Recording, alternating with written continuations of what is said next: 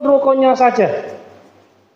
Rukun wudhu, yang pertama apa? Mungkin membasuh tangan kan bisa, membasuh tangan bisa, berkumur bisa, tapi itu bukan rukun. Yang rukun adalah membasuh wajah. Maka basuh wajah bisa itu, di tempat umum. Kemudian yang kedua adalah membasuh tangan. Nanti bagaimana caranya membasuh tangan? Padahal ini kita memakai pakaian.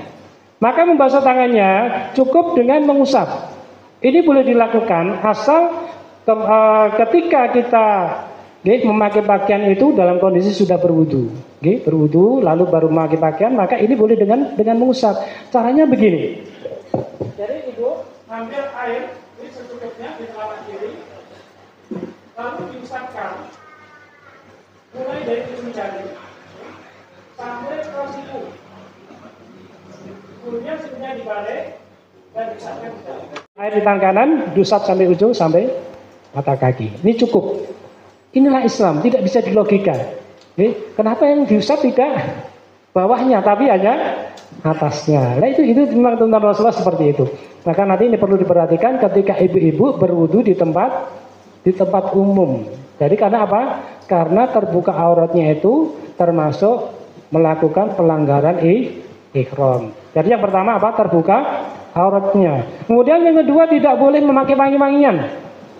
Ya, dan ini nanti ibu, mohon maaf ibu dan bapak, ketika sampai di hotel, termasuk cuci tangan, jangan dulu memakai apa?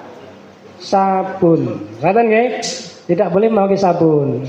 Ketika gosok gigi, tidak boleh memakai pasta gigi. Ketika pengen mandi, mandinya boleh, tetapi tidak boleh memakai sabun, karena itu ada parfumnya. Jadi itu. Jadi tidak boleh. Nah, atau mencabut rambut. Tidak boleh. Maka nanti dihindari dulu memakai sisir. Ibu dan bapak.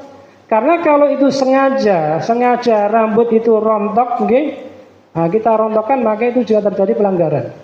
Tetapi kalau misalkan rambut itu rontok sendiri, tidak menjadi masalah.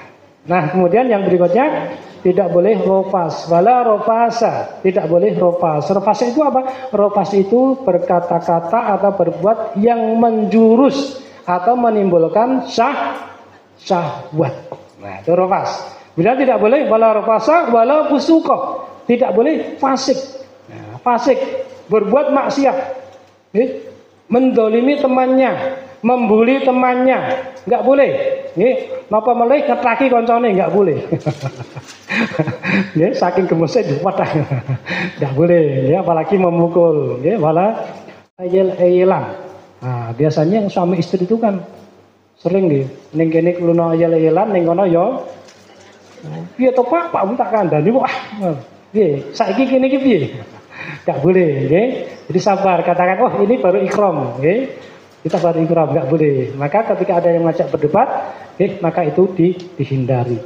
Nah, itu larangan-larangan ikram di antaranya. Yang lain masih banyak, tapi tidak, karena jarang kita lakukan. Misalnya apa? Berburu. Kemudian menikahkan atau melakukan ijab kabul, itu nggak boleh. Tapi tidak perlu kita sebutkan karena cukup banyak larangan-larangan ihram yang diantaranya yang sering kita lakukan itu diantaranya itu. Nah, kemudian setelah itu nanti ibu dan bapak akan kita bawa ke Masjidil Haram. Kemudian, nah ini perlu diingat.